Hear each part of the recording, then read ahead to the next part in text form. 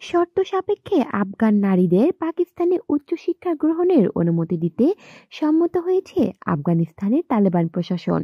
তবে সেক্ষেত্রে পুরুষ অভিভাবকদের নিজেদের সঙ্গে নিয়ে যেতে হবে বলে শর্ত দিয়েছে তালেবান সরকার। এক প্রতিবেদনে পাকিস্তানি সংবাদ মাধ্যম এক্সপ্রেস ট্রিবিউন এ তথ্য জানায়।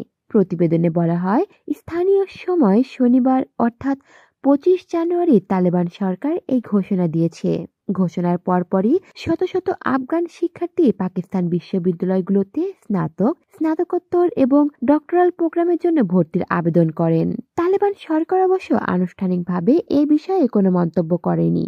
পাকিস্তানে বসবাসকারী আফগান শরণার্থীরা পেশোয়ার এবং কোয়েটার পরীক্ষার জন্য অংশগ্রহণ করেন। সামনের দিনগুলোতে অনলাইনে পরীক্ষা দিতে পারবেন আফগান শিক্ষার্থীরা। আফগানিস্তানের জন্য পাকিস্তানের বিশেষ দূত মোহাম্মদ সাদিক জানিয়েছেন, প্রায় 21,000 আফগান শিক্ষার্থী সম্পূর্ণ অর্থায়িত আল্লামা ইকবাল স্কলারশিপের প্রোগ্রামের অধীনে আসন্ন একাডেমিক সেশনের জন্য আবেদন করেছেন। এসব শিক্ষার্থীর মধ্যে হাজারেরও বেশি নারী রয়েছে। এই স্কলারশিপ প্রোগ্রামের জন্য পাকিস্তানের উচ্চশিক্ষা কমিশন 2,000 শিক্ষার্থীকে বাছাই করবে, আর এর 1/3 স্থান নারী প্রার্থীদের জন্য সংরক্ষিত রয়েছে। কলি শিকদার, বাংলা নিউজ নেটওয়ার্ক।